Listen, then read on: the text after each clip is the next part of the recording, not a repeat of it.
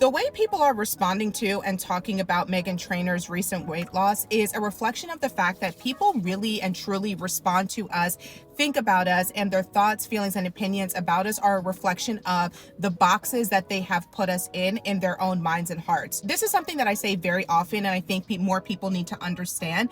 How people feel about you is a projection and a reflection of how they feel about themselves. People will put us in boxes in their own minds to make sense of the world, and once you have surpassed that box that somebody has created for you, that is not for you to control. Think about the last time you accomplished something, or you excelled in life, or you changed. You may have grown out of something, or developed a new hobby, or just came into a new version of yourself. And think about how a person in your life responded to that, especially if they responded to it very negatively. That often has nothing to do with you and everything to do with the boxes that they have put you in. And when we grow out of the perceptions and the reality people have created around us, you really start to understand that some people like you or tolerate you, or they keep you in their space or their friend circle or whatever. They tolerate you and like you insofar as you staying in the boxes they have created for you. And so if you start to do better than what they think you are or who you are, they start to act funny and they start to act weird around you. And with Meghan Trainor, I kind of understand people's response to her because of how she branded herself and her messaging. However, people are allowed to change. And it's really interesting to me that as we are seeing increased levels of cognitive dissonance and people doubling down on things that are just clearly and unequivocally wrong, it is because we do not give people the room and space to change their minds. We don't give people room and space to grow and become new people, new individuals, form new identities, new personalities.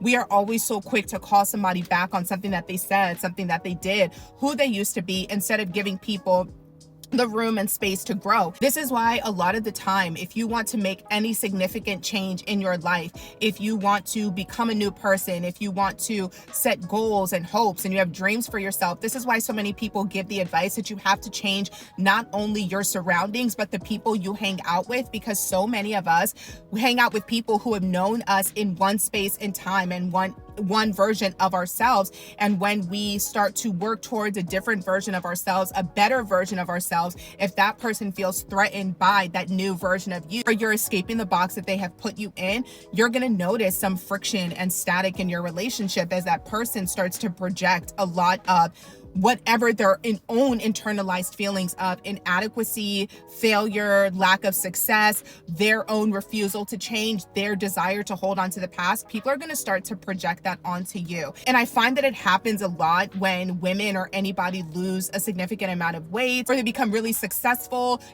anywhere where your profile has become increased, or you completely become a new version of yourself, it's going to create this level of competition or envy within people. And they're always going to want to bring up the old version of you, because that version of you they felt comfortable with, or they were comfortable with you staying small and playing small.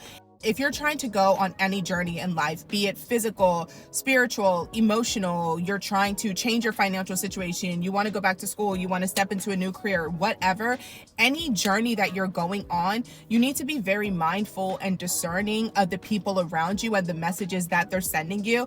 Because yes, we understand, we know it is a reflection of how they feel about themselves.